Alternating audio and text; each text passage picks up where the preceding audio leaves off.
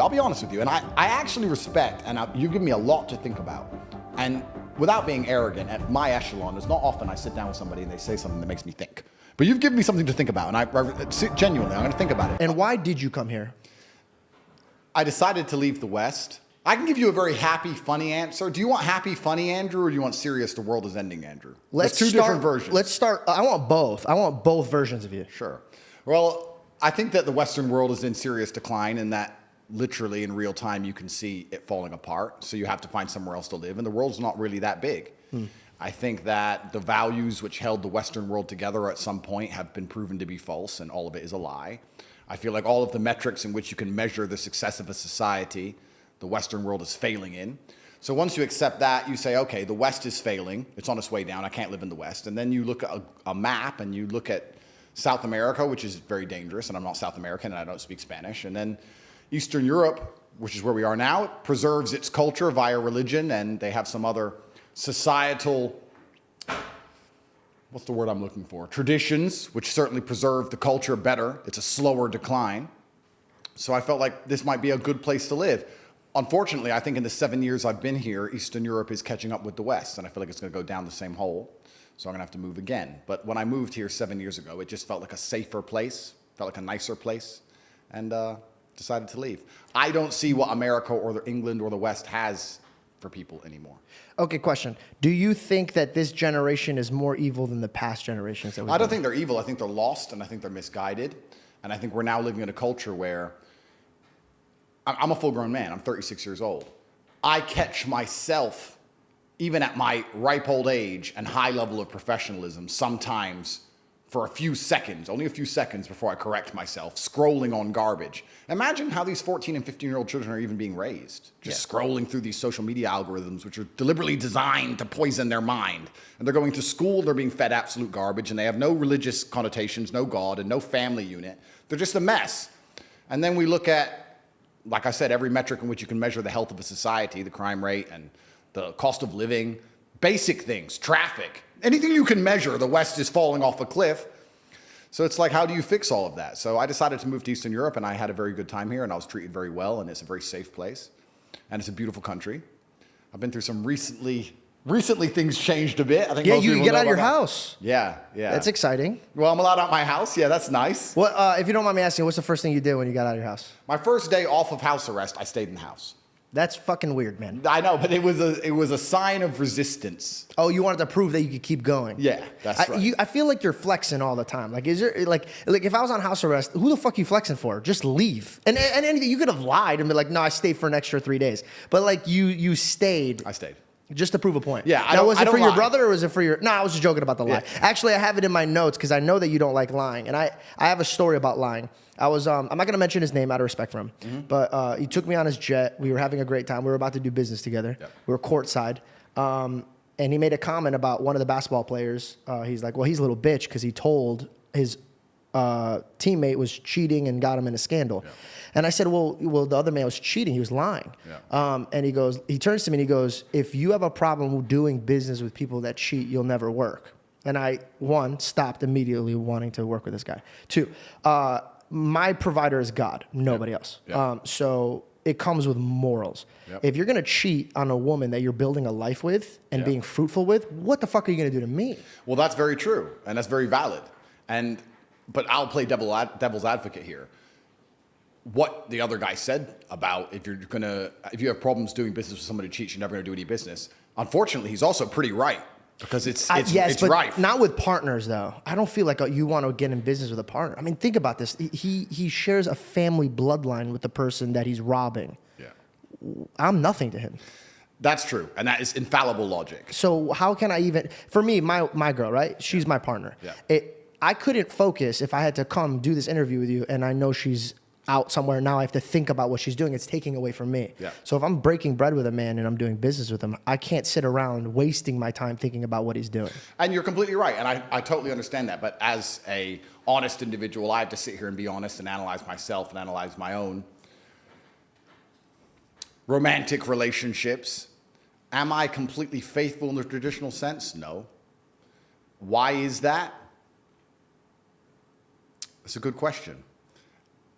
I can't say exactly why that is, but I think that probably the biggest decline in the Western world I have to accept, even though I partake in it and even though I am guilty of it. I think the biggest failing of the Western world is that men and women do not stick together anymore. I think it would fix a lot of problems. I find that very fascinating that you know that's the problem. You teach men to be better men and to fix their problems. Don't run away from it. But you know that monogamy is a challenge for you, but you don't want to... It's not a challenge. Monogamy is not a challenge for me. Monogamy is a decision that every man must make. But for you to make that decision, you have to sit down and decide that, you know, this woman is worth me being monogamous too, which is fine. I think the biggest struggle that men have in the Western world today is finding a woman who they believe is worth being monogamous to. I don't think men have a problem with monogamy as much as men have a problem finding a woman who they truly believe they should be monogamous to. Also, that's something that's interesting about monogamy, because we can talk about this and it can be a very interesting conversation. In days of old, high-value men, important men, kings, warriors, whatever, had multiple wives. And they had to look after the multiple wives, or they had mistresses, and they had children with them all, and they had to look after them all. In certain cultures today, that is still the case. In certain religions today, that is still the case. In the Christian world, in the Western world, we have said that's unacceptable. We should be monogamous. Yeah. But then you have the majority of men who are monogamous are cheating. The ones who are not cheating are using prostitutes sometimes, or going to strip clubs sometimes, or consuming pornography. So they're not truly, actually loyal. So you've moved the idea of a man having 3 or 4 women he loves and taking care of to a man having 1 woman he's supposed to love and doing a whole bunch of things in secret. You've just subsidized monogamy and you've removed it all towards pornography and degeneracy. So then you have to sit and argue, well, why does so much degeneracy happen in the West? Is it because we are not allowing men to be more true to their instincts? This is all brand new thoughts for me, and I'm just speaking as I think. But let's look at another example, right? Well, before, can I tap in with that? So what's your example, right? So I have an example, Christ. He gives me his way, and I kind of follow it. If I had to follow men and their needs, I'd be burned up tomorrow. And I don't think it's needs. I don't think men cheat because of needs. Well, okay. Women cheat because of like feelings. They get an emotional attachment to them. Men cheat because of more lustful body type thing. I've never heard of a man being like, man, I can't wait to talk to Becky. Of course, but I think a lot of it's also ego. Exactly. So, but ego, what comes before ego? Or it comes after ego? Yeah, a fall. Yeah. So my thing is, yes, when I met here's my theory. When I was out about and I was having fun, as a Christian man, I was waiting for the right woman. And I came to this guy and he goes, I don't understand. I thought you were Christian. And I go, listen, bro, I'll be a good Christian man to a good Christian woman. When I find somebody who has good morals and I know that she'll have my back and she'll do good, and when God presents me that girl, I will be a good man to her. And he asked me something that changed my life forever. He goes, well, if you're the son of God and you're asking for his daughter, why would that father ever give you a daughter when you treat everybody else like garbage? And so I had to think. I think when it comes to blessings, I believe that it's given from God. And to move on to new blessings, you have to handle what you've been given. Agreed. So if I've been given the fame and the money and the access to women, God's monitoring me. Okay, are you going to go fool around, act like trash? Can you be trusted? Could you be trusted with this daughter that I have over here? Kind of like that picture where Jesus is holding a beautiful bear behind him, and then you're holding on to this lifestyle that you still want, but you're like, this is great. And God's like, no, give it to me. Show me you're ready for it, and then I'll present it, like any good father would be. Absolutely. And I did. I cleaned up my act. I was celibate, and I was showing him I'm trying now to be ready. And then I found a beautiful girl, and then I became monogamous, and then I have a good partnership. And here's the thing. I could lead that relationship anywhere I want. If I wanted to be opened, it could be there. Not saying that she's comfortable with it, but when it first started, I could plant the seeds into taking it in any direction that I want. Correct. It takes somebody with integrity to lead a woman in the right direction. Absolutely. I tell people all the time, I'm in charge of the relationship. God is in charge of everything. So when my girl looks at me to lead the house, I got to lead the house, but it's not from my needs. Because if it was my needs, bro, she's out shit cold. That like she's not gonna get the best out of it. Of course. But now I have a God looking at me and monitoring it. You gotta love her like you love my church. No, absolutely. Everything you're saying is completely true, and I agree with you. There's 2 ways we can answer the question. We can talk about it from a religious perspective and what you just described, and you're right. Being a God-fearing man is going to lead a woman in the correct direction because a woman is a reflection of her man, and that's why you see if a woman gets with a bad guy who does drugs, she ends up doing drugs and doing bad things, and a man can lead her in the wrong direction. She comes from our ribs, metaphorically and physically and mentally, right? So if I'm gonna be like you're saying doing drugs, she's gonna follow my lead. Absolutely.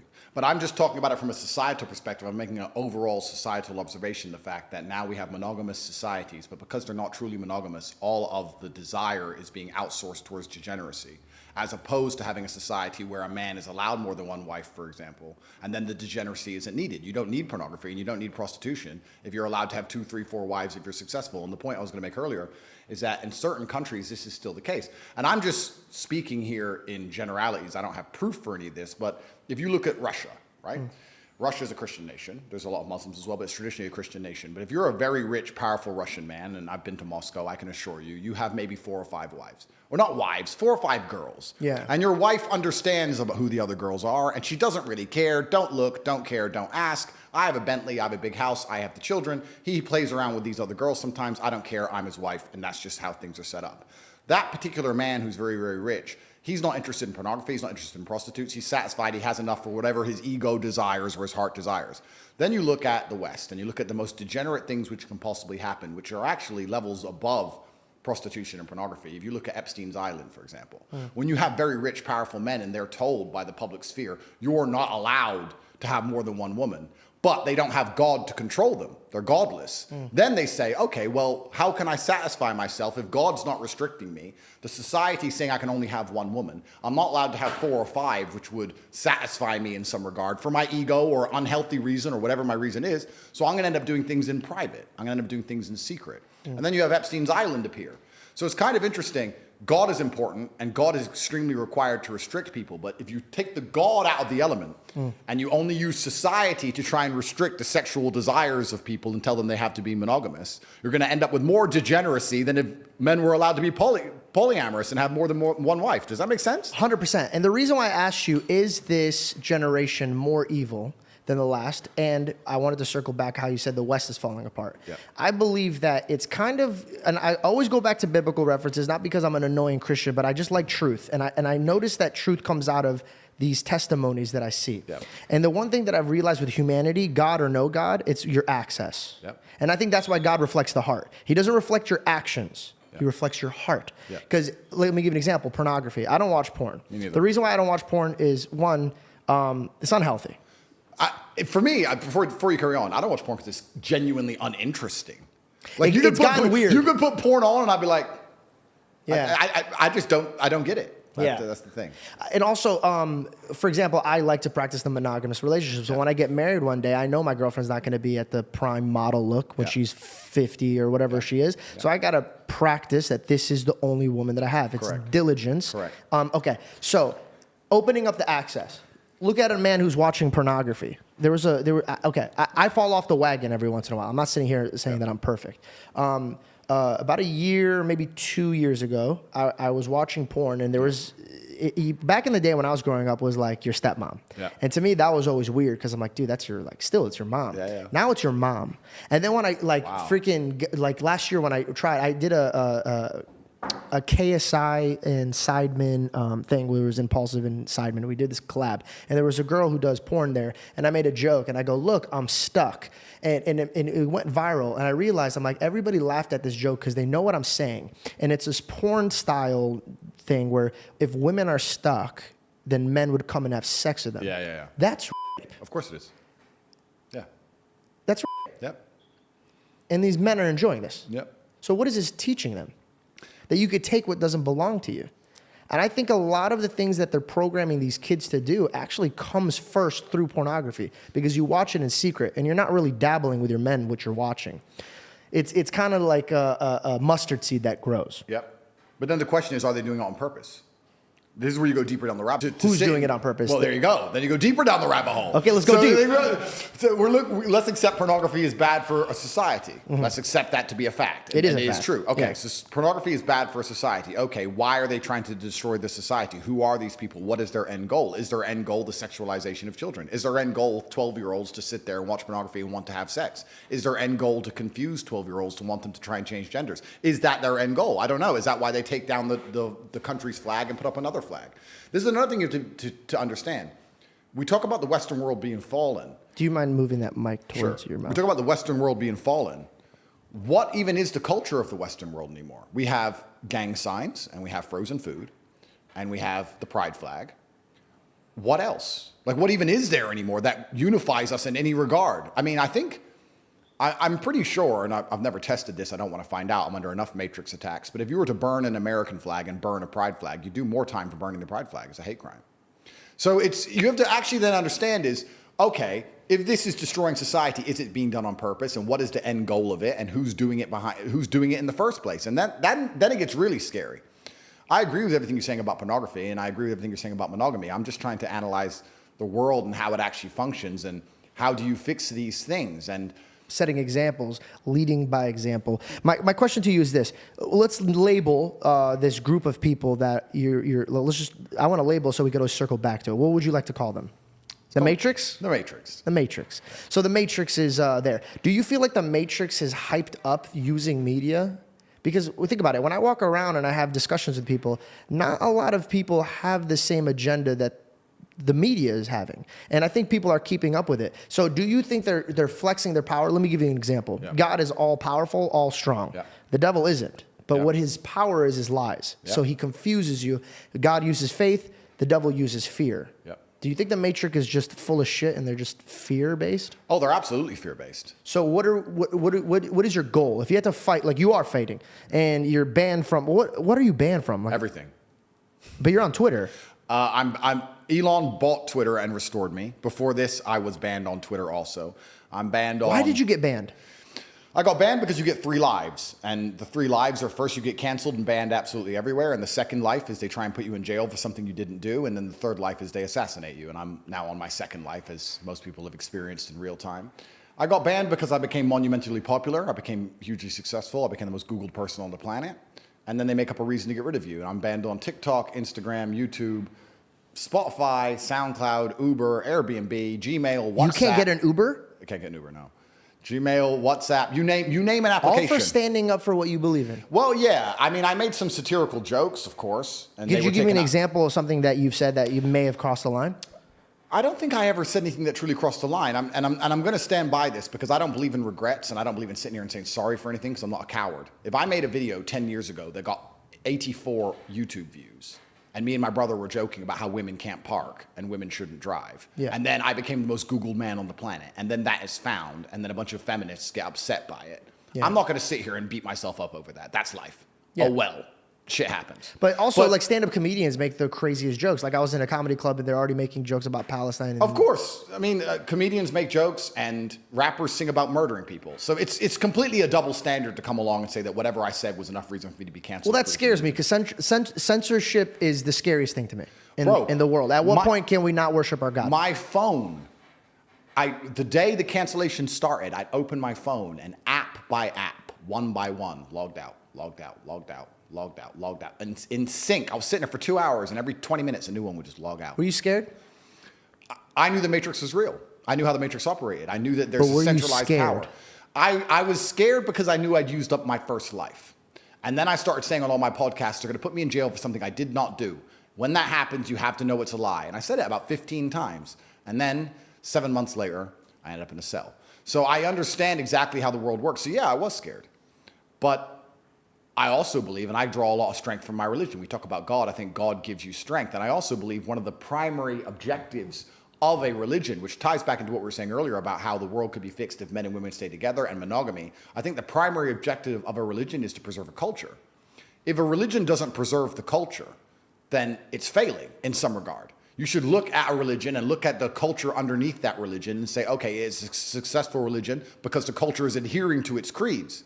So I understand that it is my battle, if I believe in God, to try my best to preserve the culture. And then you're asking, how do I fight the Matrix? I think you fight that via masculine empowerment, and I'll tell you why. Because we were just sitting here talking about how the devil uses fear, and you're completely correct. And I think that women are easier to scare than men. And I think that now we live in a society, especially in the West, where women have been empowered to the point, well, I'm not against female empowerment, I'm not a misogynist, but they've been empowered to the point where they're more powerful than men in most scenarios. They're more powerful than men in the divorce court, most powerful than men in the custody court, more powerful than men in terms of the education system, more powerful than men in terms of their testimony, more powerful than men. I'll give you endless examples. If 10 men get murdered, nobody cares. If 10 women get murdered, it's going to be a national news story for weeks. Their life is more valuable. And I'm not saying it shouldn't be. It always has been because they can create life. My point is we now live in a society which I believe is a matriarchy. It's feminized. And men are feminized by extension. And men being feminized means that women are in charge and women are fearful. So let me give you a very simple example of why I believe masculine empowerment is how we actually get closer to God and how we fix the fight we're in against the matrix. COVID. COVID was emotional arguments. They came along and said, your grandma's going to die. The old people, your grandma, your grandma. They used emotional arguments. Emotional arguments to create fear. That works on a woman. A woman sits there, I love my grandma. Most men would sit there and go, wait. Let's just chill. Yeah. We'll see what happens. Grandma's already 94. Grandmas die. So I don't think we should be taking our kids out of school. Let's just calm down. Men are more stoic and more patient. If you had a household where the man's been feminized and the woman's in charge, it's over for that house. They're full COVID cucks head to toe. 10 vaccines. They are. If you had my household, where my girlfriend ran in, did you see the news? Shh. Shut up. It's stupid. Okay, and then it's fixed. So wait. But this is the point. Fear. You're yes. talking about fear, the devil using fear. Absolutely correct. How does he scare people? He scares cowards. He scares people who can't fight. He scares women. He scares people who are not prepared to stand up and resist. So masculine empowerment is absolutely and utterly how you battle the devil. You need men to be as strong and capable as possible. Okay. This is a great pivot that I want to say.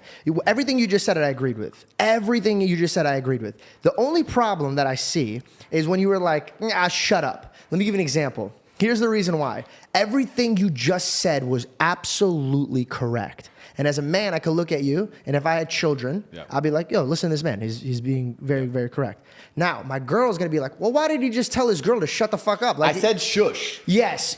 But okay, let me give you an example. I was dismissive with my hand. No, I know, but you know what this means? Flicking the diamonds. Get the fuck out of my face. Shh. This is what every girl here, shut up and go make me a sandwich. This is what comes off. So you're fighting getting men to be like, yes, but then you turn off the women. Here's the problem. You're trying to make men more men, but men before they listen to you are listening to the girls because they just got a girl. They don't want to lose them. They did everything that they could to get this girl. Correct. So here's the thing. When you see a fireman bust into a building that's on fire, he's not going to look at the person and be like, what the fuck? Why did you do this? He's going to be like, hey, it's okay. Look at me, grab my hand, come out.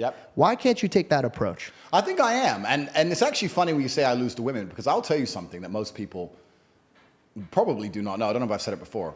I have never had a negative interaction with a female ever since I blew up on the internet. I've not had a single woman complain at me. I'm so sorry. Could you just use your mic? Sure. I've never had a single woman come up to me and say anything bad. When I was in jail, I had thousands of love letters from women. I've never had a single woman complain about anything I say. Now, I agree. This dismissive, the diamonds, in the light, I get it. Yeah. Is it purposeful? I don't want to say it's purposeful. Do I find myself amusing? Certainly. Yeah, it's hilarious. It's funny. But here's the thing: we could take a joke and we could filter the bullshit. Yeah. But females, like you said, they're based off of emotions. Correct. They're gonna feel their emotions first and then react. Men are like, oh, that's fucking hilarious. Obviously, he's not gonna tell his girl to do that. Yeah. Most likely, the real scenario is like, sweetheart, come sit down. Everything's fine. Listen to me. I'm gonna protect you. Absolutely. So I'm just curious to know, why don't you just take that approach? Because I know you know what you're doing. You're a chess master. Every move you make, you're making it for a reason. Are you doing it to be polarizing? There's no light without dark. And I think that it's actually kind of interesting. I don't have many haters anymore. For a while I did. About a year ago, there was a big group of the internet that disliked me. Now I actually would argue I'm one of the most liked people on the internet. I think people are waking up. People, bro, if you read thousands of comments, they're all positive. I'm one of the most liked people on the internet, and I can give you reasons for why I believe that is. But the very few people left who try and dislike me, they fuel conversation, and it's interesting for me to hear. It's interesting for there to be debates regarding things I say. But I don't think I try and be polarizing. I tried to be abrasive because I grew up in a world where I was hit very hard by life, and I think life is abrasive, and I think you learn lessons with a degree of abrasiveness. I think if things are too soft and too well explained, you don't learn them. Yeah. And you can apply that to nearly anything, right? You can go driving your car and drive fast, and you can nearly lose the tires 10 times, but you're not going to stop driving like an idiot until you hit a tree. And then you're going to be like, okay, I've learned my lesson. Yeah. So perhaps when I display a point, if I have to self-analyze and answer your question as a professional, when I try and get a point across, if I can do something or say something which is a bit abrasive, I feel like it teaches better. I'll give an example. If I say, women aren't very good at parking, as opposed to females have no spatial awareness. So it's the same thing, but one of them enrages the world. In fact, both of them make them mad, but the second one really makes them mad. Don't call women females. They hate that. I don't. Yeah, but I'm just warning you. But then they all get upset. They actually get upset if you call them a female? Absolutely. I sit on these panel shows with a bunch of women, and I'll say What something positive. I'll just say, well, what do you respectfully call them? Females. I just call them female. No, I know, but if they get offended by that, then what do you call them? Well, exactly. But this is my point. So I can decide how abrasive I want to be. You can say the same thing in different ways, and then you're asking me why am I abrasive to be deliberately polarizing? Because I feel like it gets my message across better. I feel like it gets my message across better. And even now, the thing I just said, which brought this whole point up, me saying shh and being dismissive was a small way of showing a larger meta point. And the meta point was, I'm uninterested in what you're about to say and your fear. And I'm uninterested in your fear. I get this. And usually somebody with a logic understands this. Yep. Somebody who's probably grew up with humor understands this. Somebody who grew up with a good father understands this. So this is my thing. God made you a leader. 100%. I'll take it. Okay. And now you're leading men. Yep. But there's a huge crowd of people that you will never understand or touch because I feel pridefully you don't give a fuck. You're like, if you can't come on with me on this journey, then get the fuck bent. Literally, metaphorically, and physically. Well, not all minds are ready to be freed. They say it inside of the movie. But which one is valuable enough to be free? Christ saved everybody. He didn't just come and pick a couple people. Absolutely, but you can lead a horse to water, or you cannot force it to drink. And I feel like the reason why I'm now one of the most liked people on the internet, and the reason my comments are so positive, I have to answer that question, is because I feel like I'm heavily leveraged against chaos. The thing is with my brand, I don't entertain. I do entertain, but that's not my purpose. I'm trying to teach people things. I'm trying to give them things. Even the things I sell are beneficial. I have a school that teaches people how to make money online. It's beneficial. If you follow me, you can make money online. You'll start to train and go to the gym. You'll listen to some positive motivational things. You'll feel more motivated. I'll try and guide you towards God. Either one. I'm not even strictly Islam. I believe that if you are a religious person, you're a better person regardless of the religion you choose. Because you have to follow your morals and have boundaries. Absolutely.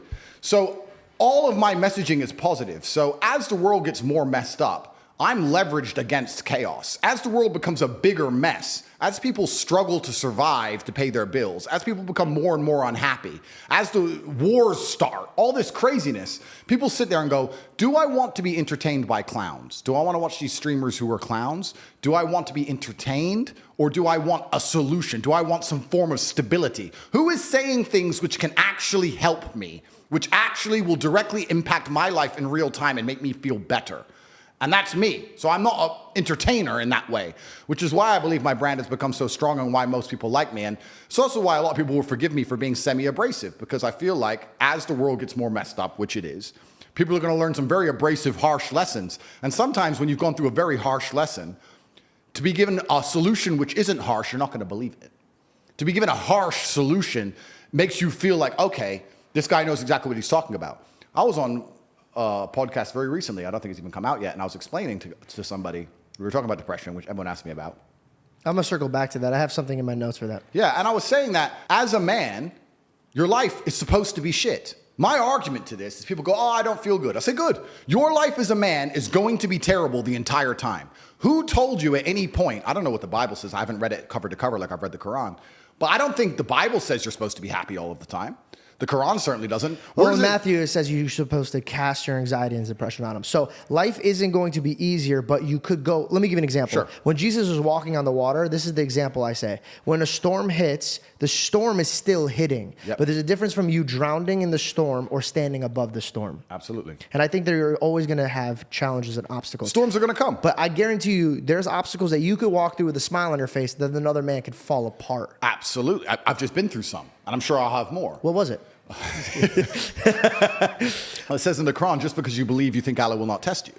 Just because you believe in me, you think you're not going to be tested. I think being tested is a great thing for That's you. how God shows love. Yeah. Because because God's love is a disciplinarian love. It's a masculine love. It's like a father. A father shows love through putting you on the bike, letting you fall over, letting you hurt your knee, picking you back up, putting you back on the bike. That's how a father shows love, and God is the same.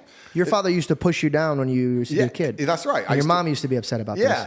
Let's time travel back to you as a child. Sure. Because I feel like what made you who you are now is based mostly off of how you were raised. Absolutely. Take me back. Yeah, I think I had the best possible upbringing a person can have, which is good parents and no money. I didn't get famous or rich young, which I also thank the Lord for. I think a lot of these people who get famous online quite early, I think they miss out a lot of life. It's not real life. It's not real life. It's not real life. No, I had real jobs and I did real things and I was really broke and I was really on the bus and really trying to pay rent and doing real stuff for a long time. I wrote a line in here, and I think you could relate to it. A poor man is broke. A rich man is broken. So if you're broke, you could figure out a way to be rich. But if you were given everything and you don't know how to manage this life, you're broken and you don't feel like you've earned anything. I've met more depressed rich men than I've met depressed broke men. It's amazing you say that because there's two answers to that. My first one is, I love that you say that because I always say, I'm not rich. I'm a poor man with a lot of money. I always used to say that. And I don't want to brag or anything, but just because I get asked this question a lot. I've been extremely successful. I have hundreds of millions of dollars. In fact, I think our last valuation across everything we own we're almost at B now. So we're doing very, very, yeah. I'm a billionaire. Top G's a billionaire. So we're doing extremely well. That's the first thing. The second thing, it's great that you say that because I completely agree. Because if you're born with everything, if you're born with all this money, that you have no aspiration, nothing to actually grasp onto and trying to achieve, then money doesn't make you happy. But then you can analyze this from another angle, right? We were just talking earlier, we can always pivot back to who the matrix are, who's in charge. So let me ask you. Do you have somebody that Well, let me ask you a question. Okay, go ahead. If you're born into a dynasty, let's say a banking dynasty, and you're born a billionaire, and you have everything you've ever wanted ever, and money has absolutely no value at all, and a brand new Ferrari doesn't mean a thing. You could buy one every 10 minutes for the rest of your life. And money doesn't make you happy. What's the one thing that's going to make you happy? Controlling others. Controlling others. Power. Yeah. Ego. So then you sit there and start looking at things. Because and going, games become real. Absolutely. Yeah. So now you're like, okay, well, money doesn't satisfy me. What makes me feel important? Especially if you're going to add in. Let's add in another angle to it. Let's imagine you falsely believe, because it is falsely, that you're somehow genetically better than others. You're from this lineage. You're better than the other people. And the other people, the serfs and peasants, are struggling for money, and you have unlimited money because you're so smart and your family's always been so smart. You'll have haughty eyes. Yeah. So then you're going to sit there and go, well, why did they make people put on a mask when they walked in the restaurant and take the mask off to eat and then put it on to go to the toilet and then take it off to eat and then put it back on? Because I have a I'll tell you theory. why. Because it's funny. You to think it's these just people. because it's funny? Because it's an ego. Because it's ego. I thought it was power. the test to see how far they could push something. Compliance tests. Yeah. Which is the same thing. So when you really understand that people who are in charge of the world are completely, like you said, broken. There are broken people. Money can't satisfy them. People said, I keep referencing COVID, and I do that because it was something tangible that everybody lived through. That's a very easy one to reference. This is actually, it's a bad thing that could work in your favor because now they could relate to you. Yeah. They went through that. Yeah. So it's hard to explain to a broke kid what a rich kid goes through, Yeah. or what a broke person goes through. Yeah. So this is actually a huge blessing. Do you think that COVID and people's frustration on what happened to them link them to understand your theories more? Oh, absolutely. A lot of... When I was saying during COVID about the Matrix, everyone called me crazy. And by the end of COVID, a lot of people were like, Andrew, you nailed it, day one. Because I don't think many people understand, because I wasn't nearly as famous then, but the videos exist on the internet. Me and my brother were the kings of COVID. Everyone else now understands it was garbage. Everyone else talks tough. Everyone else has their story about how they went out during talk COVID. now. But you're tough now. On day one of COVID, day one, when they still had the people falling over in the street in China. And what was that? That video? Yeah. They're just running in the street and dropping dead? Yep. When the Italian hospital was overrun, day one, my brother and I sat down and had a conversation in our war room, our cigar lounge, which was very similar to this. And we sit down and said, if this disease will kill people like you and I, military-aged males, then the world is over. It's zombie apocalypse. So what are we going to do? And we sat there and decided whether we should hide as long as possible or if we should just go out all guns blazing. So we decided to go out all guns blazing like heroes. This is all documented. It's on video. And day one of COVID, when everyone else was afraid, we flew to Sweden because it was the only open country. And we spent the next 4 months... Ironic. Yeah. Because who lives in Sweden? Very strange. We spent the next 4 months in Stockholm in 6 nights a week in nightclubs with Swedish chicks partying while the rest of the world was locked in their house. Nobody talks about this. Nobody talks about the fact that Sweden was open, no restrictions, you could do whatever you wanted, nightclubs were open, everyone was partying, everyone else was locked up, not allowed to go to funerals. We were literally in parties all day, every day. I didn't even get sick, didn't even get a cold. And it was cold outside, didn't even get the sniffles. So we beat COVID. We won COVID early. So even after this experience, for the next 2 years of COVID, I'm trying to scream at people, listen, wake up. And like, oh, yeah, they wouldn't just put it on the news. They wouldn't just lie to us and try and scare us all for no reason until you understand the good and evil in the world and you understand that's how the devil actually operates. But the point I was going to make earlier about talking about how these people are broken and money doesn't satisfy them. People often say, COVID was just for money. And I say, that's actually a very optimistic view of the world. It wasn't just for money. It was for something far worse. They have money. They print money. Yeah. They make money. They are the money. When I found out about I just learned about how they print money. I literally could not believe it. Oh yeah, money's not real. For 3 days, I'm sitting around, so I'm like, what the fuck is this? So they could just print this shit? Money is not real. It's not real. They just print it. It's not real. Fair. Please continue. Yeah, so money's not real. And I say that to people. And they go, so it's not about money. No, it's not about money. So what's it about? It's about power and control. Yep. Because when you get to a certain level of wealth, and I'll talk from my own personal experience, I want people to understand I come from the lowest possible socioeconomic background. I come from a single mother household. My father and mother broke up when I was 9. I lived in Luton, England, which is the worst town in England. I grew up and went to a school with a 3% pass rate. Everyone around me was stabbing each other and selling drugs. I thought you said your father was one of the best fathers you've ever had. He was. But my mother and father broke up and he stayed in America and I moved to England. And he wasn't financially successful, but he taught me other lessons. Gotcha. And I'm glad he didn't give me money because I think that a harsh upbringing and a harsh life makes a man a man. I don't think you learn a lesson any other way. But I come from the absolute bottom. And now I'm up at a position where we have a very large empire. A lot of it is shadow. Most people don't know what it is. But even our overt things, even our university and things that are online are turning over $15, $20 million a week. So we're doing crazy sums of money. So I've been from the absolute bottom to the absolute top. I've seen it all. And once you get past a certain level of wealth, once you get past a certain level of money, yeah, but then you understand what money is, right? So we say about money not being real. Money is not real from a governmental perspective because they just print it. It's nothing. But money is truthfully the stored time and energy of other people. If you have money, you have stored time and energy of other humans. Because people are hourly rates. That's right. Because I can take that money and make someone else use their time and energy for X thing. Got it. So it's a different version of slavery. Absolutely. Because if I'm going to come along and say, you're no longer my slave. As my slave, you had to work for a house and a car.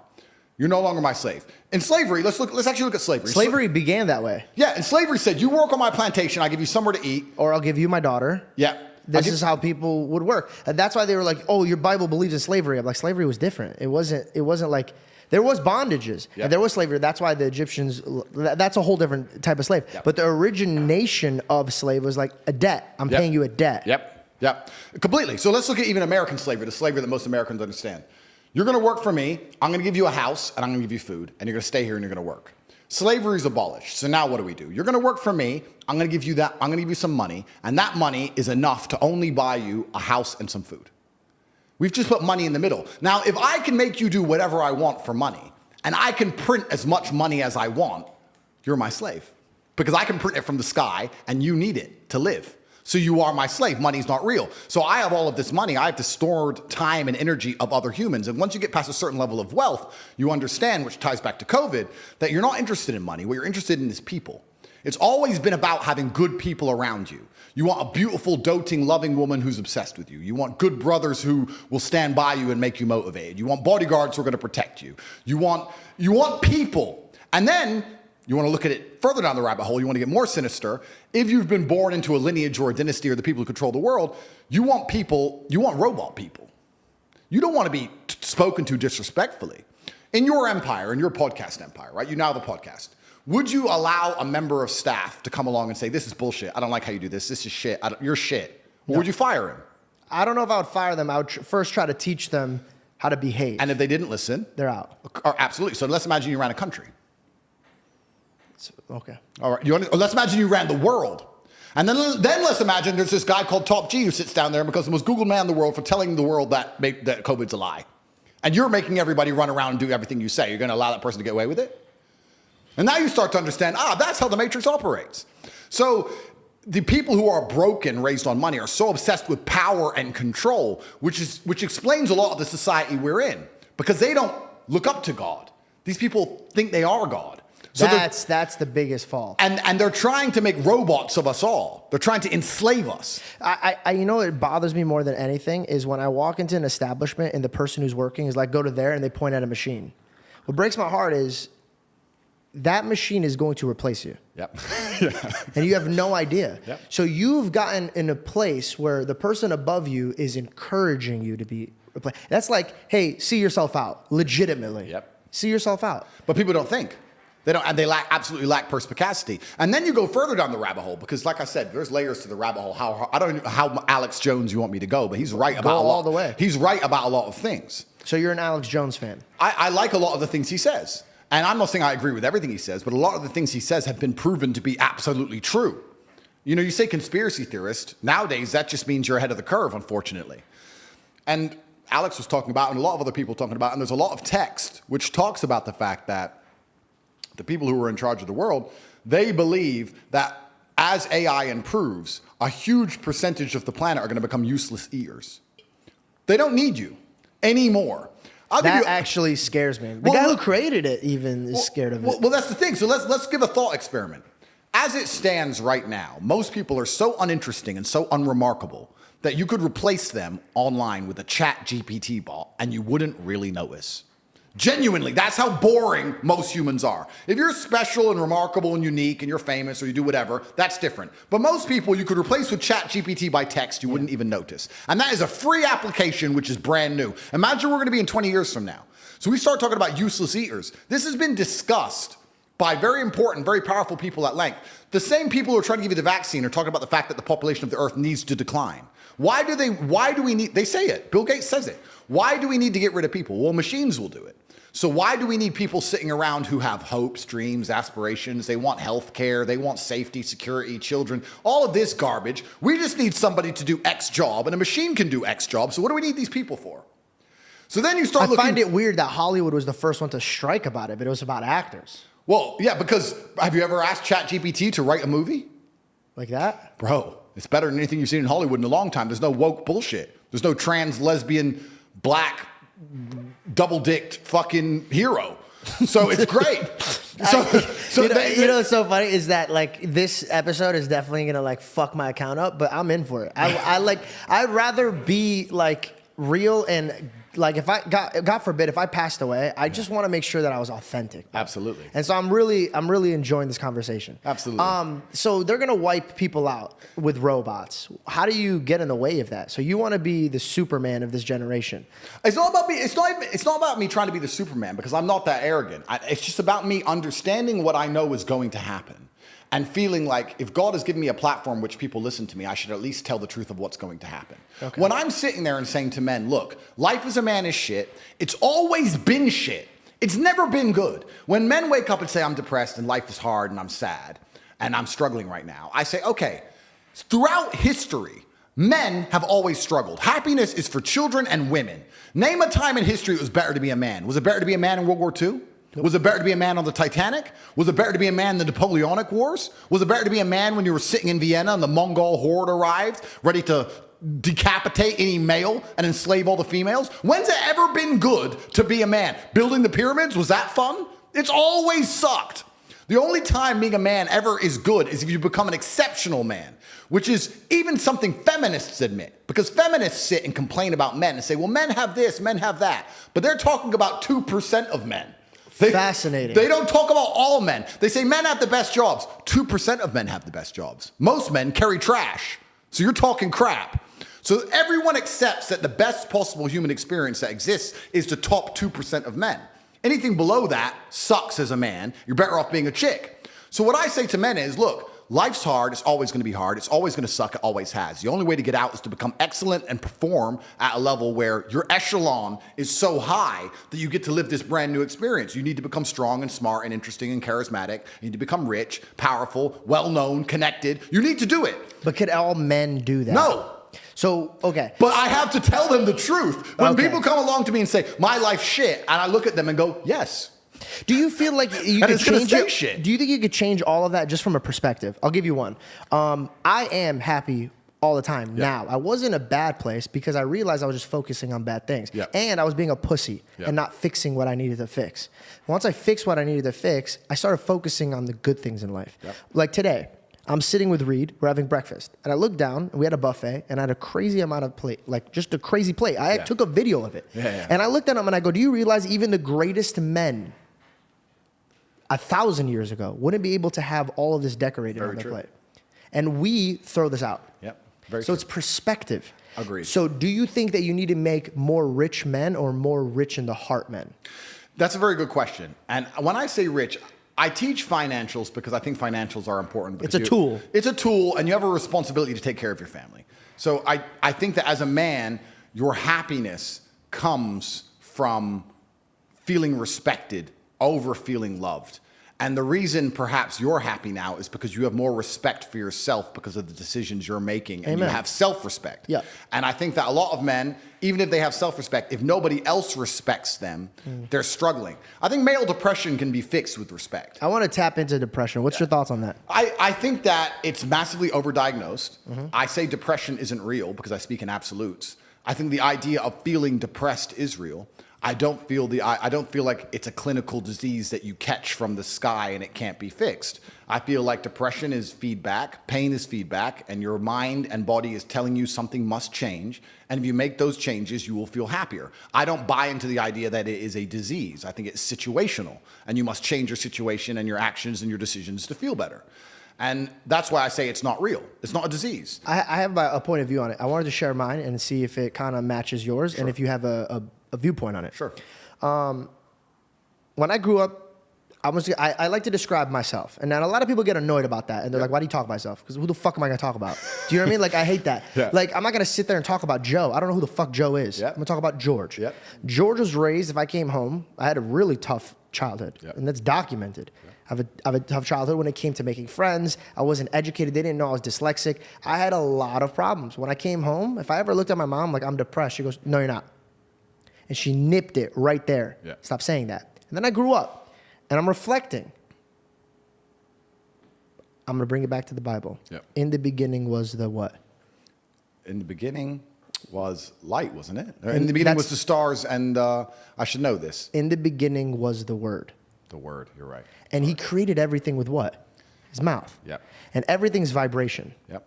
People that don't even believe in God believe in energy. Yes. Okay. I think that we got to a place where if I looked at you every single day and I was somebody you cared about and was like, you're depressed, bro. You're anxiety. You have anxiety. I have anxiety. So if I'm telling myself this every single time I have a problem, I'm feeding myself this. Bruce Lee had a thing saying, don't joke about yourself because your body doesn't even know what's a joke or not, right? Yeah. So the philosophy that I'm going about is, are you talking it into existence? Are you, what's the word? Manifesting it. Of course you are. So I don't understand why people, they go to a therapist or they go to medication, but they won't fix their fucking mouth first. It's so interesting you say this because when I say depression isn't real and it's situational and you have to change your situation to feel better, people often come back to me and say, well, what about celebrities? Because celebrities live perfect lives and they kill themselves. And I argue that with the exact point you made because a celebrity sits there, Robin Williams, I'm depressed. And instead of people sitting down with them and saying, Robin, listen. Shut the fuck up. Shut the fuck up. Yeah. You're as famous as you can get. You live the most privileged life you can live. You can have a 19-year-old girlfriend tomorrow. Let's find out what's making you sad. Let's go on safari. Let's see some tigers. Or get rid of the shit that's making you depressed. Completely. There's no attack towards making progress. There's just trying to take the easy way out. That's One, right. labeling myself. Yep. Sorry, guys. I can't do it today. I have anxiety Yep. or I have depression. Yep. Now, mind you, there might be some people out there that actually wake up and they have a lot of things on them. I think you need to find God. Oh, absolutely. That's it. Because if you had a God, you would know that you could cast your anxieties and depression on him. Yep. Now, having faith is a big thing for me. Big thing. Yep. If I didn't have faith, all the obstacles that I would look at, well, let me give you an example. When I first started the show, I was like, I don't know how, but I'm going to have this conversation with you. Yep. Now, fucking crazy. I came off of impulsive. Some people might not even want to do anything with me because I was the laughed at kid. Yeah. But I manifested and I pushed and I encouraged myself. Yep. I could have sat around like a pussy and be like, oh, no one's going to give a fuck about me. No one's going to do this. No one's going to do that. But if I can't care about myself, if I can't push myself, right. and if I can't encourage myself, who the fuck's going to come around and do that for me? Nobody's going to care about you more than you. Nobody. Nobody's going to wake up each morning and go, you know what? Andrew Tate only has 53 cars. He needs a 54th car. I'm going to get up and I'm going to work hard and buy him a car. No, that's my job. Did your money make you happier? Or did it cause you more anxiety? Okay, that's a really interesting question, which we'll talk about actually. But everything you said about depression is super true. And Robin Williams, his mistake is that he went to a therapist who confirmed his bias, confirmed he's depressed. They then sat there and talked about being depressed 3 times a week for 2 hours a day. Then they put him on mind-altering drugs to make him feel better. And after 9 years of therapy, he jumped off a building. If I were to take mind-altering drugs and talk about being sad all day, every day, I'd probably jump off a building too. So it's absolutely the wrong thing you can do. And I want to make a point here, because when I talk about depression, people always defend it.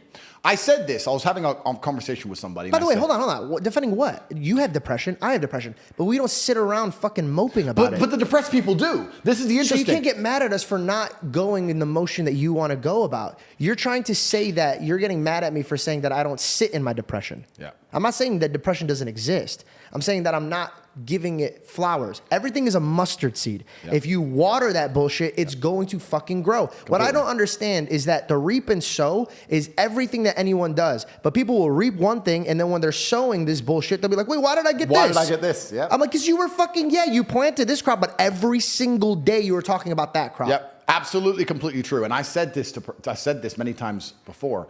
I don't believe in things that take away power from me. I don't care if depression is real. I don't care if I'm wrong.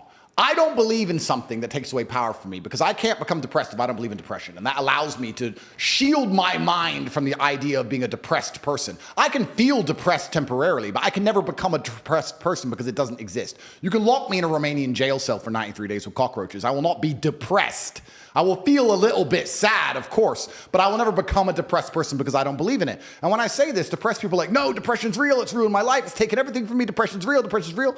I said, you sound like it's promotional team. You sound like it's their PR God. team. It's their God. They're worshiping it. You're worshiping it because it gives you a cure-all excuse for your monumental failures, as opposed to waking up and going, you know what? Maybe I'm a fuck up. Nothing to do with depression. Maybe I've just been fucking up. Maybe depression isn't real and I've just been fucking up and I should fix a few of these things. What have I been reaping? Absolutely. And you'd be amazed how depression will lose power over your life and lose its ability to destroy your life if you stop giving it so much respect and just wake up and say, let me fix X, Y, and Z. What can I control? Let me clear, just in case there's some people that might not catch up to our speed. I do not believe that some people, sorry, let me rephrase this. I believe that some people are depressed every single day, but I believe that their steps into fixing that is, one, first and foremost, find God immediately.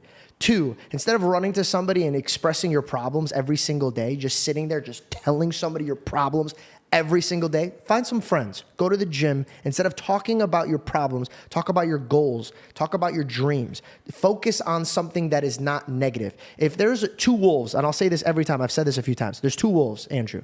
One's chained up in the dark. One's chained up in the light. Which one lives? Yeah, absolutely. The one in the light. The one you feed. Interesting. So I could feed the one in the dark all day and it's going to live. And the one in the light's going to die. Correct. What are you focusing on? Correct. So I'm not saying that if you're depressed that it's in your head. I believe that you're putting it in your head. And I believe that you could fix this by your mouth. Start by taking actions and taking accountability for what you are saying.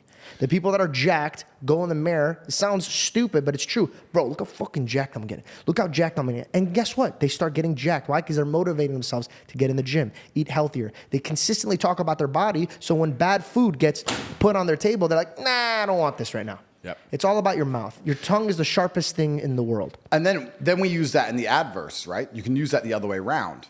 This is why I answered the light wolf, because I believe that your mind is focused on it. Absolutely. But let's use it the other way around. So you can speak yourself also positive, which we know, but I think there's a mistake that a lot of people make with that. A lot of people are obsessed with the idea of happiness. And especially as a man, I think that happiness can actually be a very destructive motivator.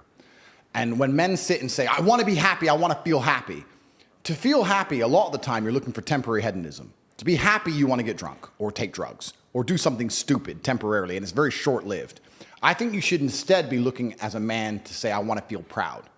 If you choose pride over happiness, you're going to make decisions that you're proud of and that people around you are proud of, and it's going to be better for yourself and better for society and better for everyone who loves you, everyone you care about.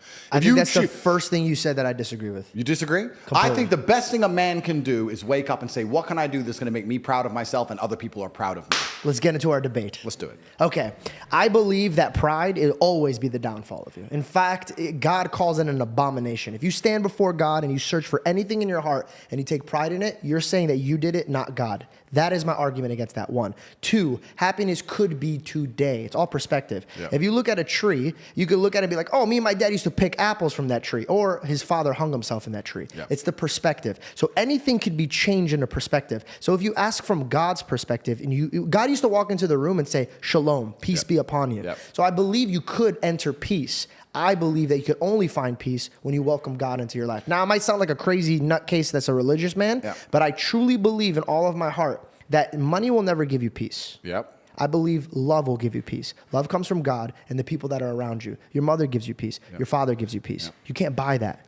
And if you ask God for 5 things, only 5 things, Andrew, your Bugatti wouldn't be there. Absolutely. But your brother would. Of course. So you come into the world with peace and love.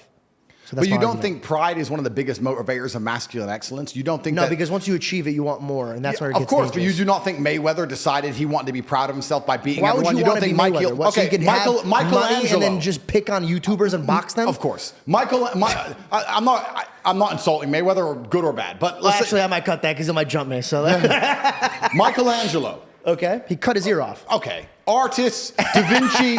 What I'm saying is some of the most beautiful works of art, some of the most gorgeous cathedrals, some of the most beautiful churches you'll ever lay your eyes on were done because a man felt proud of his work. Feeling pride in yourself. But what happened to that man? Being of course, but being prideful. So you're looking at the art and you're trying. That's pride. You want everybody to take pride into you. But guess what, Andrew? Right now, if you died, regardless of all the work you've done, regardless of all of everything that you put in, I'm a better man. Reed's a better man. DaVinci's a better man. I forgot your name. I'm so sorry. Bailey's a better man. All these guys are a better man for 2-3 generations. But when you die, you have the same grave of a man that you hate because time moves on. Of course. Everything collects moth and rust. So what's the point? You don't think God can give you pride in yourself for doing the right things? I think that you could find joy in it. But again, everything has its time. So you take pride in your art. But at one point, all those artists became crazy, bro. So what's the fucking worth of it? Okay, I understand that. So we can look at it a bunch of different ways. But you just talked about a man looking in the mirror and being proud of his body to motivate himself. That's pride. Absolutely. Pride to an extent, right? Pride to an extent. But if it's your motivator, that's the problem. Everybody needs a certain type of emotion. You need fear, but you're not going to live fear throughout your whole life. Of course, but we have our default emotions that we seek. And this is the point I'm making. Because when I talk to people, I think we all have our default emotions we seek. And depressed people, their default emotion that they're looking for is sympathy. They want sympathy, either from themselves or from somebody else. And they always have a sob story. It's always about how hard their life was and they did drugs and blah, blah, blah. And they want everyone to feel sorry for them. They're searching for sympathy. If you're the kind of person who searches for happiness, whether male or female, in my experience, people who search for happiness end up doing hedonistic, temporary, stupid things. When I find men who search to feel proud of themselves, I want people to be proud of me and I want to be proud of myself and I want to be respected. They often delay happiness. They often go through very difficult things and build things which are beautiful or build things which are difficult to do. They often go to the other side of fear to feel that pride. I did it. I faced my fear. I did it. So I think as a man searching for pride or searching to feel proud is a pretty positive mindset for masculine achievement.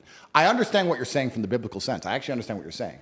But I just say if you were to take a man and say, how would you make your parents, your girlfriend, and yourself proud of you? I agree. I just don't want it to be the driving vehicle. And that's the only thing I care about. I just don't want it to be the driving vehicle. Right? And then I have to sit here and analyze myself. Is pride the driving vehicle for me? Like, why do I even... 100% Why do I even do what I do? Like, do I feel proud of myself when I awaken people to how the matrix works? Well, yes. But is that because I believe I'm helping them, or do I just feel happy in and of myself? Why do I own all the things I own? Why do I want all the things I want? And it's very interesting you asked a question earlier before we got down this point when you said, has money made me happier or made me more anxious? And the answer to that is both. I think that you're certainly anxious when you have an empire because you understand how difficult it is to maintain, especially in my position, right? I've been hit by DCAUT and FBI and all these huge federal agencies are trying to take everything I've ever worked for. And from your loved ones that you're leaving from my for. loved ones, all the money I've ever made. It's actually a very difficult, precarious situation to be in. And even if you ever get to the position where you pay yourself $500,000 every single morning, you get concerned with, am I still going to be able to do this? Then the money ain't making you happy. You're working so hard to make sure you'll always be able to pay yourself that money that you don't even spend, that you don't even need. That's the pride thing I was trying to tell you about. Of course. So but this is how you hold on to things. And it's a stomach that keeps needing. It does keep needing. You're completely right. But that's also how there's no light without dark. The stomach keeps needing. Completely agree with you. But that's also how I managed to propel myself from here to here. And I'm going to go want to beat this garbage even high. So I agree It's with your you. gas. It's my gas. Yeah. My gas is, and then, so there's anxiety attached. Did that change when you got a daughter? I think in some ways it got worse because there's anxiety attached to my money, but the true happiness that I get from my money is the fact that I can give people I care about anything I want. You could set them free. I can set them free. Yeah. So I said this even to a girl I was dating. I said, you're happy all the time. And I love that because I'm stressed and I'm not complaining about being stressed. I think the masculine role is to wake up stressed. I wake up stressed. I wake up and I've got a bunch to do, a bunch of people to talk to, a bunch of money to make, etc. I'm stressed. I'm not miserable, but I'm certainly concerned all of the time. I'm focused all of the time. I'm always busy. I have a lot going on. I'm never relaxed. I'm never at peace. That's not who I am as a person. Do you think people confuse stress with depression? I think so, and I think that you're supposed to be stressed. And That's what I'm saying. can- So maybe they feel what you're feeling, but you've said that it's stress, which is good. You need stress. You need to have your back up against the wall, or you're going to be a lazy fuck. Or you won't do anything. Yes. Absolutely. But people might think that emotion, because they feel that emotion, that stress that's on them, and then somebody comes out of the woodwork and be like, oh, that's depression. Yeah, which is the coward's ways out. But I actually love feeling stressed. I do best when I'm stressed. It pushes you. I've had 87 professional fights. For about 3 of those fights, for some reason, I wasn't nervous. And it really bothered me. I was like, why am I not nervous? I like feeling nervous. I like being stressed. I fight better. I react quicker. Have you ever been jumped? Like you get scared if someone jumps out at you? That's when you're the fastest you've ever been. Yep. So I think stress is a fantastic motivator. It's a beautiful thing. But I was saying to this girl, I don't get any of the happiness you get from life. You wake up and you do your nails and you shop for Prada and you get to look gorgeous and you smile all day and you get to make a cute cupcake and you bring me the cupcake and you laugh, ha ha ha, cupcake. I'm concerned with real important things. D-Car trying to put me in jail. Millions of dollars have gone missing. Like I'm dealing with real stuff. You're dealing with cupcakes. Yeah. But I am happy that I go through all of this so I can make you happy. Yeah. So my money makes You're me a provider. happy. Yeah, I'm a provider. My money makes me happy because every single person I love lives a fantastic life. Can I ask and you a if question? I have to suffer so 50 people can live content, I believe that a man should do that. I think you have a warrior mindset, right?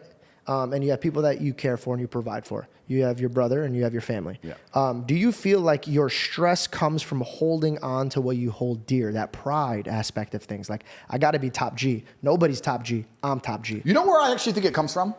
I actually think it comes from because I know I've only reached 10% of what I can actually do. Let's go, bro. And that bothers me. And no matter how much money I'm making or how most Googled man alive, whatever, I can still identify the inefficiencies in my systems. I can still identify where more money could have been made. And money isn't that important. But like we said, money is a very simple way to measure success because it's numbers. Numbers are easy. Yeah. This number, that number. It's easy. What does a company do when it wants to measure the success of a company? It looks at the numbers. What does a YouTube channel do? It looks at the numbers. Numbers are easy. So if you're going to say, how do I be successful in life? Money's not everything, but it's a nice, easy way to measure because it's numbers. And then when you understand it's the time and energy of other people, you sit and go, okay, well, I have this large empire now and I have all these people who work for me and all these people I love and all these people I care about and all these children and all this going on. And the world is getting more and more messed up and everything's on a decline and everything's being destroyed and a certain number of people are going to become useless eaters and are going to be eradicated and they're going to try and lock us all in our 15-minute cities for the climate or some garbage that's coming in no time. How do I combat and fight all of this and protect all the people I care about? Well, I need the time and energy of others. I need an army, so I need money. So you start waking up saying, okay, 1 billion is shit, Tristan. And he's like, Andrew, we're from a single mother household and our company got valued at $1.2 billion and you own 100% of it. No, we need at least 10. And then then I get mad. And my stress comes from the fact that I don't have enough. But is it for me or is it for just being able to care about all the people I care about? Well, from how you described it, it seems like you're just gearing up for war. And a man who knows his next move knows his next problems. Yep. So I think you're 4 steps ahead and you're looking at 8 problems. Somebody said it. Do you want more coffee? Or I'd love more coffee. could you get 2 more from him? Someone said it, and I can't remember who said it, but it said that finance are the, I think it was... I'm so sorry. Could you? I know you Sorry. don't have headphones on. Yeah, sorry. Yeah. Finance are the sinews. I can't remember the exact saying, but he said it perfectly. He basically said that money is, if you're going to go to war, get your money right. Yeah, of course. Absolutely. What are we sending to Ukraine right now? Money. Billions of dollars. That we printed. Money. What do we send to Israel? Money. Money, money, money. Right? So if I feel like I'm going to go to war, I need money. And even in this war I've been in, even when I went to jail, right? Not a lot of people understand how the legal system works, but the process itself is a punishment. The day I was arrested, all of my bank accounts were frozen. All of my cars were seized. That's scary, dude. Yeah, all of my cars were seized. All of my diamond watches were taken. $900,000 in cash was taken. Gold bars was taken. All of my value was taken, right? So since January, technically, I haven't had access to a dollar. It's now been a year, and I don't have a penny, according to DCAUT and the Romanian legal system. Luckily, I have some good friends who look after me. But let's say... You winked at me like I had that funds. Like, but I don't. They've taken everything officially. So you still don't have your stuff back? No, of course not. So this is my Why point. are you still here? Well, I can't leave. But, okay, are you going to leave once you can? Because I feel like they just proved that you can't speak here either. Well, that's the thing that's scary. If you can't speak here, which is the most Christian country on earth. You know, Romania, outside of Vatican City, is the most Christian country on the planet. 98%, and then the other two are like a different denomination. Yeah, that's right. Most Christian country on the planet. And all I'm talking about is traditional masculinity, and I got hit. Are you upset with them for what they did, or do you feel like they had valid reasons to do what they did? As a man, you have to take self-accountability for absolutely everything. I'm still upset with what they've done. However, there are equal opposing forces inside of Romania, one trying to lock me up and one that keeps setting me free. And that's going to be everywhere. Yeah, so I have people in this country on my team. The whole country's not against me or I never would have got out. So do you feel like they're more moving towards your direction? This will be dropped. I'm not going to be found guilty because I haven't done anything wrong. But and if you don't mind me asking, what did they try to pin you for? They accused me of human trafficking. They accused me of using the lover boy method, which is convincing girls by being nice to do a job to take the money from the girls. Because I told two of my friends who are girls how to get big on TikTok. That's why all of this happened to you? Yeah. So did somebody else plant this on you? Oh, yeah, the Matrix. Okay, gotcha. You got too big. Your ability to speak, which that's a side point. Let me just finish here about when I was talking about money and gearing up for war. Since January, I haven't had access to a single dollar. Now, I'm me, right? So perhaps I have very rich friends. Perhaps I was paranoid and prepared. Perhaps I have multiple identities. Who knows how I pulled it off to have all new cars again, right? But most humans could not survive getting grabbed from their house in January, all of their bank accounts frozen, every app on their phone taken away from them, their passport seized, thrown in a cell, and then taken out of that cell, locked in their house for 5 months, and then even when they're allowed out of the house, they still don't have a dollar. How do you pay the rent? How do you pay the bills? How do you feed people? And this is what's actually interesting, because when I was in jail, my number one concerns were not for me. My biggest concerns when I was in jail was for everyone I care about. Yeah. I'd get my phone time, and I'd be on the phone like, okay, and they're like, what's going on? What's going on? I'm like, listen, we only have 5 minutes. Let me make sure you get paid. Is this paid? Yeah. Are you okay? Do you need this? Do you need that? I just spent all my time trying to look after other people from a prison cell with seized bank accounts. Did you think you were going to come out? No. I thought I was there for a very long time. I thought I was stuck. I thought it was over. I was sitting there talking to people who were there, been there for 4 years without trial, my friend. Everyone around me had been there for years without trial. When you were put on house arrest, yeah.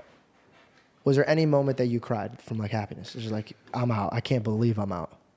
I never cried from happiness.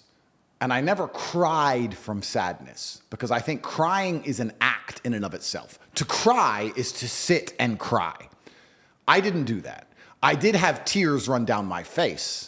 Hey man, that's crying. No, it's not, because I was busy. Having tears run down my face as I'm doing push-ups, or tears run down my face as I'm organizing the school for my child and my voice isn't breaking, is different than sitting and crying. I didn't sit and dedicate myself to crying. I didn't sit and do the act of crying. My eyes leaked as I achieved. That's what happened to me when I was inside of jail. What made your eyes leak the most? What was the most concern that was on your heart?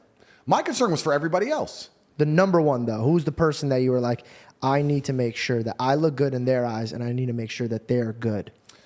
Of course I can answer that my children, but my children are actually quite young, so they weren't overly concerned, because at their age, you know, dad's away, whatever. I'm not entirely sure. I think it was just an overarching view of everything. And I felt a frustration because I had built this monumental empire and it got seized from me, which is a whole nother conversation we can go down when you talk about ownership and property and how the Matrix works. You don't own anything. Well, you never do. I mean, you owned all this, but then they're like... That's right. So what do you own? You own the body you're in, perhaps, but then they force you to get a vaccine, so maybe you don't own that anymore. You own your soul. You can own your thoughts, but then that belongs to God. So then what do you even own now on this planet? Because I have people say to me all the time, oh, I'd love to buy a house. And I own my house. You don't own that house. You have to pay property taxes every month. And if you don't pay them, they'll take it off you. You're renting it from the government. Piss the government off and you'll see how long you own your house. Because I tell you what's going to happen. They're going to turn up with a piece of paper and say it's ours. Done. Happened to me. So you never even own anything on this earth, no matter how much money you have, right? Which also puts money in perspective. All it is the time and energy of other people. It's all it's good for. You can buy a Bugatti, but you don't own that Bugatti. You can drive it a bit if they let you. And piss the matrix off enough, they'll take that off you too. So the whole world, if you actually start analyzing how it all works, is interesting. But yeah, my concerns in jail were for absolutely everybody else. And that's perhaps why I'm gearing up for war so heavily, because I believe that this war can't be avoided. And a lot of people ask me, why with my money do I not do one of two things, which is one, vanish. Because I could just delete everything and shut up, right? I could just go away. But that's not you. That's not me. And I think that God would be disappointed in me. So I think God's given me this platform to tell the truth, so I'm going to do it. Or the second thing is I could sell out to the system. I could cut. It's also not you. It's not me. I could sell to the system, say what they want me to say, promote the things they want me to promote, sell shit to kids, be a piece of shit, and then they'll let me live. But then you just remove the only thing that you do own, and it's your soul. Absolutely. And you don't want them to take that away. No, exactly. I need to keep something. Yeah. So it ain't worth giving that up for a bit more money because I have unlimited money anyway. Yeah, but plus every time you swipe that card when you're gone, you're like, "Fuck my life, dog. This is ain't." Oh, completely. What do you have if you don't look in the mirror and be like, "Yeah, I did the right thing"? Then what do you even have? Oh, boom! Not pride, but integrity. Okay. Well, we could link the two. You look in the mirror and be proud of yourself. But it's interesting. No, but it's interesting the points you've made. It's given me something to think about. It's certainly true. But that's why I'm gearing up for war so heavily, because this war, when people ask me why I don't try and avoid it in the two ways we just described, I don't think most people understand that this war is coming for everyone. It can't be avoided. You're either going to become someone like me who's fighting against it, the counterculture, or you're going to buy into it and be a victim of it. I don't think any man who wakes up and accepts the garbage that the Matrix tells them, that, yeah, it's okay to be depressed, like we just talked about. Yeah, you should be running around doing perkies and Adderall and consuming porn and sleeping with a bunch of hoes. And yeah, go to school and get an education and get in debt. And then go get a mortgage and get in debt. And then 9 to 5 and just slave away. And you'll be retired when you're 74. It's going to be fine. All the things they push, all the standardized mechanisms that a man's supposed to live his life by, I believe lead to crippling depression and sadness anyway. I don't think that makes anyone happy. So this war is twofold. You can either fight against the system and be its enemy like I am, or you can accept the system and then you're going to be fighting against yourself in your head, because now you're your own enemy because you listen to the system and you hate yourself and you hate your life. Yeah. So what do you want to do? If you can't avoid fighting, do you want to turn on yourself or do you want to turn on your enemy? Every single part of me is on my team. My mind, my hands, my feet, everything, my teeth, you name it. If it goes to war, I've got every single weapon at my disposal. So when people say to me, why am I fighting this war? I say, you're in the war too. You're just going to be a casualty of it. You're going to be a forgotten name. Not even a name. You're going to be a number. In wars, it's interesting. In wars, if you look at any war, they'll talk about 12,000 people died here. And one of them was this guy. There's names and there's numbers. So if you're going to go to war, you can decide, do you want to be a name or a number? Because people are going to die. People are going to die regardless. And this is why I teach the things I teach. I say to men, listen, you need to become as strong as possible. You need to make a bunch of money. You need to prepare. You need to have 7 passports in 7 different countries. And you just start sitting there getting paranoid and panicking and getting things done. This is why I push masculine excellence, because when they come for you, when they come for us all, if you have no weapons to defend yourself, you're going to be one of the 12,000 in the ditch. So you're going to be numbers. At least when they kill me, they know who they killed. At least they'll say they killed 12,000 men and Andrew Tate. Yeah. At least I get that. You have to aim for something. But this war can't be avoided, and everyone at home doesn't seem to realize Here's the thing that, like, I'm going to put you a little bit at ease and scare you at the same time. I'm ready. They killed Jesus, dude. You know what I mean? Like, if you think about it, they killed God. Yeah. Obviously, he wanted it to happen. Thank God he did. Yeah. But here's the craziest part. Hey, man, this is the way of life. Oh, absolutely. This is the way of life. And I don't sit around anymore, and I don't fear it. And when you talk about pride, and you talk about all the stuff that we were talking about, I found this new confidence where I walk in a room and I just own it immediately. And it's a new way of thinking. My confidence comes with the Lord. Every room I walk into, this meeting, I said, God, you go before me. Yep. You take my tongue. You take my mind. Yep. You take my body. Yep. When you walk into a room and you have this type of faith, hypothetically, say I'm an idiot. Yep. Say I am completely a nutcase. Yep. I guarantee you I outworked the old George that didn't have that faith. Oh, absolutely. And you can also apply the same to fighting. Like if you look at the Islamic fighters, they say, all glory to God. God's already decided. I'm just going to go in there. They're so calm. Yeah, and by the way, that's scary, dude. Super scary. Yo, if you walk into a dude and he's just super calm, It doesn't care. Fuck all that. I don't even want to be here anymore. Absolutely. Yeah, like if I were to agree and if I were to do a fight now, I know that it's in God's hands. So I'd be as calm. I'd be nervous, of course, and I'd want to be nervous. But I'd know, like, look, this is in God's hands. God's already decided. Allah is the best of planners. He will decide if I need to win and destroy this man or if I need to lose and learn a lesson. Then it's up to God. That's working off of fear, not faith. Faith is so beautiful and you could use it, and fear is such a poison, bro. And I don't know if you've really hung out with people that have fear. It's an addictive personality. Oh, it's sticky. It's very sticky. Yeah. Very sticky. Have you ever watched something on TikTok or Instagram and then all day you're just thinking about it and you're like, this motherfucker can't leave my brain, dude. Yeah. I am now limiting myself on what I'm absorbing. Bro, I don't talk. I want to make this very clear. One of the best things about money is I've managed to create my reality absolutely. I don't talk to anyone I don't want to talk to. If you come to me and say, we can make $100 million, but I don't like your shirt, then you can get fucked. That's my life now. Because I don't need money and I don't like you. So that's who I am, right? So I've created my reality absolutely. And the number one thing I will not do is talk to negative people. I don't want to hear, I don't care what your story is. I don't care what happened. If all you do is complain, you are not around me because it is sticky. It's sticky to you. It's sticky to the universe. It leaves a residue. I don't want to hear it. Everyone around me is happy. And not only happy, we're the kind of people, if we're in a trench and we're getting shelled, we're laughing. Yep. We're like, missed. Woo-hoo. That's who we are. Bro, they just hit me with the largest matrix attack on the planet. I should be destitute and disappeared. Here I am on your podcast. I just pulled up in a brand new sports car. I'm like a cockroach. And you drop the nuke to kill everyone. The cockroach crawls out with top G on the back. It's all hilarious, bro. It's a joke. Human trafficking for TikTok. The whole thing's a joke, but here I survive. So you have to be that person. And even my brother and I in jail, sometimes we just look at each other. We'd be sitting there in jail. And sometimes we'd look at each other and just burst out laughing. Like, this is so ridiculous. But I don't have time for negative people. And especially when negative people come out with their sub stories, I guess I'm kind of fortunate that God has put me through so many difficult things. When people tell me their sub stories, I'm sitting there going, is that it? You're a fuck up because of that? You should have seen what I had to do. Like, so I don't even want to hear it. I'm not interested in it. And you're right. You have to be careful who you're around because you are the sum of the 5 people you spend the most time with. Yeah, you are who you hang out with. Dude, there's a reason why God says sheep. Yeah. We're sheep. Yep. We're all sheep, bro. I don't need to bring up my past, but my behaviors were intolerable because of the people around me. Oh, absolutely. You are who you hang out with. My father would tell me that all the time. He'd be like, hey, cut it out, bro. You need to stop hanging out with these people that are bringing you down.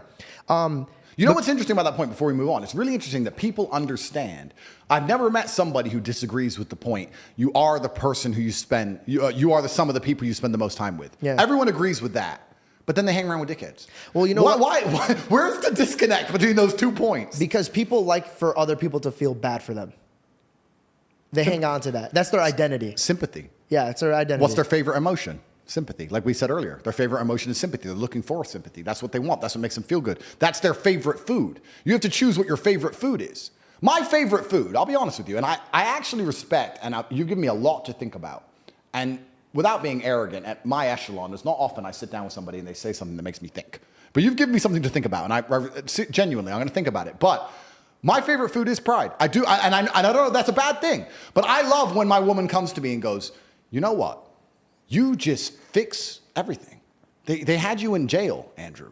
You were supposed to be done. They're lying about you all over the MSM. They're saying you're a human trafficker. They stole all your money. They froze all your banks. Why am I on a jet with roses? Because I'm the top G. That's why. Because I'm that guy. She's like, you've just never failed. I've never seen you fail. So correct. I do not fail.